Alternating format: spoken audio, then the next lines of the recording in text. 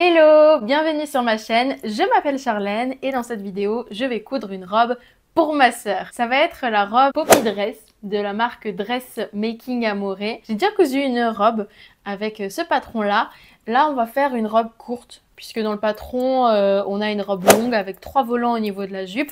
Là, on va faire une robe courte, donc on va garder qu'un seul volant. Au niveau du tissu, j'ai déjà coupé mes pièces. Comme je vous avais expliqué dans les vidéos vlog, lorsque je suis allée au magasin de Coupon Saint-Pierre, j'ai trouvé exactement le même tissu que ma robe Kookai que je porte aujourd'hui. C'est une vieille robe, donc c'est assez incroyable d'être tombée sur le même tissu. Et moi, j'y ai vu comme un signe, en fait, pour pouvoir faire la robe de ma sœur. Comme ça, on aura des robes assorties. Si mon contenu vous intéresse, n'hésitez pas à vous abonner. C'est le petit bouton rouge juste en bas, à mettre des j'aime, des commentaires, tout ça. Et puis, on va commencer à coudre cette robe. C'est parti. Alors, la première étape, c'est de commencer par le top devant, le front top, et de commencer par faire le pli au niveau de la poitrine qui est ici. Il faut donc marquer les 2 points ici et le point ici. Pour les 2 points ici, je viens juste couper ici, faire une petite entaille au niveau du tissu, et pour le point ici, je viens passer une épingle.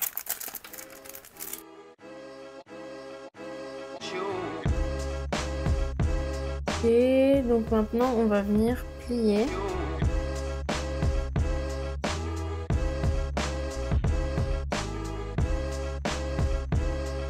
Je viens de passer un coup de fer de chaque côté. Je vais juste venir tracer à la craie un joli trait. Ensuite là, je fais 2 points dans le vide. Je laisse de la marge avant de couper parce que je vais venir faire un nœud. On n'aura plus qu'à venir passer un coup de fer. Et voilà le haut. On passe ensuite au top back, donc au haut dos. J'ai épinglé mes 2 moitiés de dos. Je vais venir coudre jusqu'à la marque ici que j'ai reportée.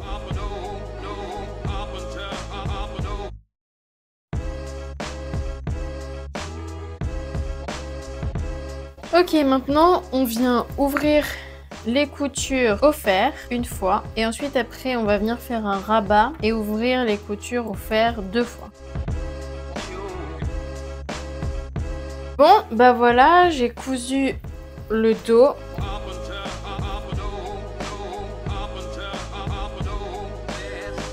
Donc j'ai mon dos et j'ai mon devant et maintenant je vais venir coudre le devant avec le dos en faisant endroit contre endroit et en superposant en fait le haut de l'épaule et en venant coudre ici. Alors je viens changer le pied de la machine à coudre parce que je vais venir faire une finition pour éviter que le fil s'effiloche.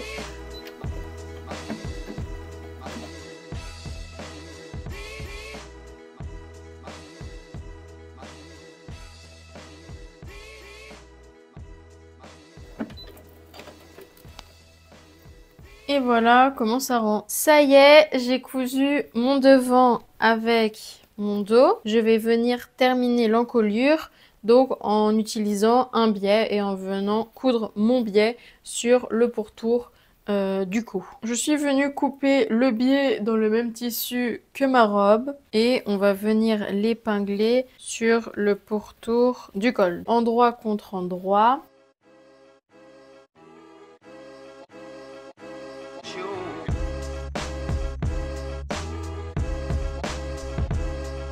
Voilà, j'ai posé mon biais sur le col. Maintenant, on va venir faire la boucle d'un côté. Une fois que j'ai cousu ma petite bande, j'ai mis au bout une épingle à nourrice que je vais venir rentrer à l'intérieur et venir tirer. Et voilà ma boucle. Je vais venir coudre sur le bout de la robe.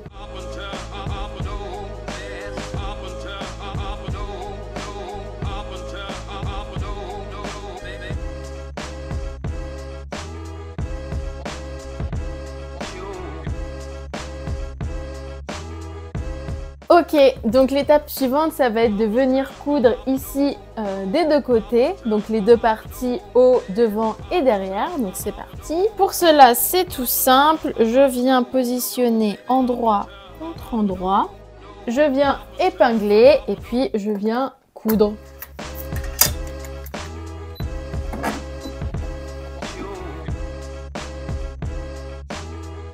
On va faire les manches. Pour commencer, il faut venir couper une fente, ok? Je viens plier en deux ma manche. Donc, là, par exemple, moi j'ai ma manche. En gros, il faut que ce soit à peu près sur le côté du poignet. Donc, on va essayer d'être logique. C'est-à-dire que là, ça va être le milieu. Ici, ça va être un quart. Ici, un demi. Ici, trois quarts. Je ne sais pas si vous me suivez. Donc, la fente doit être à peu près à un quart. Donc, je dois faire mon trait au milieu 20 cm à 10 cm. Et je viens tracer ça sur 5 cm. Maintenant, je viens couper ma fente. Il faut venir découper le biais. Il faut que le biais ait une longueur 2 fois plus longue que la longueur de la bande. Donc, 10 cm. Et il faut que en largeur, ce soit 2,5.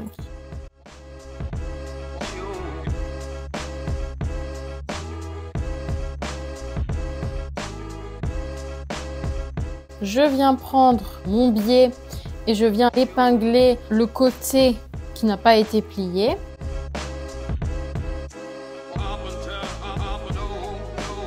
Pour le moment, voilà à quoi la fente ressemble. Donc maintenant, ce qu'on va faire, c'est comme on a déjà pré-plié notre biais, on va venir le plier, aller de l'autre côté.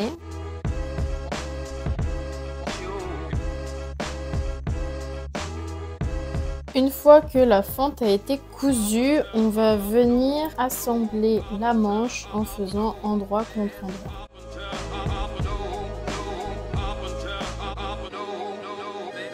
On passe maintenant au poignet, plier le poignet en deux, aplatir au fer et ensuite je dois faire une pliure de 1 cm. Alors, voici ma manche, j'ai cousu le poignet de manche comme ceci. Et maintenant, ce qu'il me reste à faire, ça va être de venir coudre à 1 cm du bord, comme ceci, de chaque côté du poignet.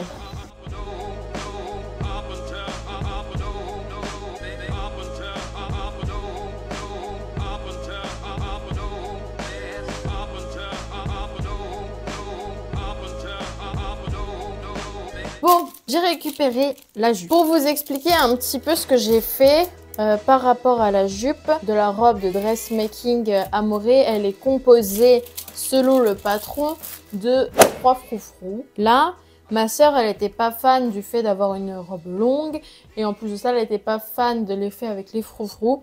Donc, on a préféré avoir qu'un seul pan pour la jupe, en fait, une seule pièce.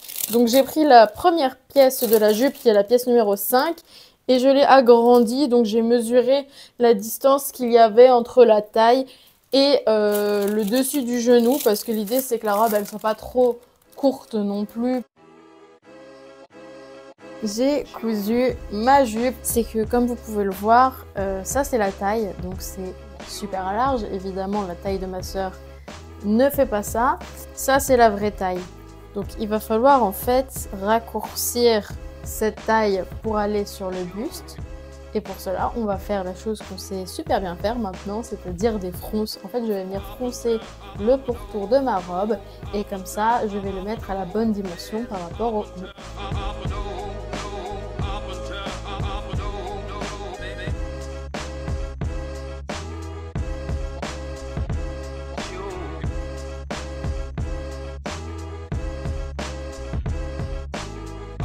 Voilà où j'en étais hier soir. Donc, cette robe, c'est une robe qui n'a pas de fermeture éclair, mais un bouton à l'arrière. Donc, pour pouvoir enfiler la robe, il faut la passer par la tête, par les épaules. Et donc, ça nécessite d'avoir la taille un peu plus large pour que ça puisse passer à travers la tête, les épaules, etc. Et je vais rajouter une ceinture pour venir resserrer, cintrer la taille comme ça, tout simplement. J'ai cousu ma jupe, les fronces m'ont pris un peu plus de temps que ce que j'avais prévu parce qu'il y en a quand même pas mal. Maintenant, je vais passer à la couture des manches sur la robe. Là, j'ai une manche que je vais venir positionner sur la robe du coup. Pour cela, je vais faire des fronces sur le haut de l'épaule et puis je vais venir coudre ça sur la robe.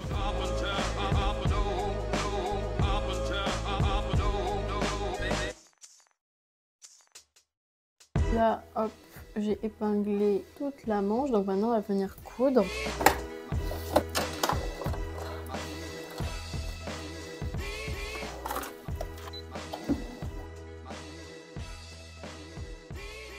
Voilà, j'ai cousu mes manches. J'ai pas fait les finitions à l'intérieur parce que je voulais voir d'abord si ça allait bien. Voilà à quoi va ressembler la robe. Donc comme je l'ai dit, il va y avoir une ceinture au niveau de la taille. Donc ce sera un petit peu resserré à ce niveau-là. Il manque les petits boutons au niveau des manches et du cou.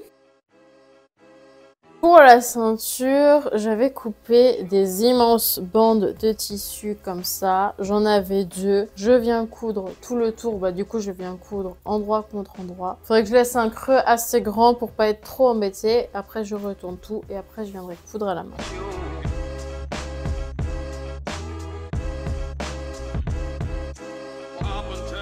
Grande hésitation à rajouter des fronces ou pas. Ça, c'est ma robe du coup de la marque Kookaï. Ce que je voulais vous montrer, c'était le bas de la robe. Là, il y a vraiment des volants et c'est vrai que ça rajoute quand même quelque chose à la robe. Donc, je pense que je vais quand même rajouter des volants. Finalement, j'ai opté pour le dernier volant tout en bas de la robe. Pour cela, j'ai pris le dernier volant du patron de la Poppy Dress. La seule différence, c'est que dans la largeur, je n'en ai pris que la moitié pour avoir un petit volant, pour avoir un petit froufrou. Comme pour la jupe, j'ai dû faire des fronces et puis assembler le tout au reste de la jupe.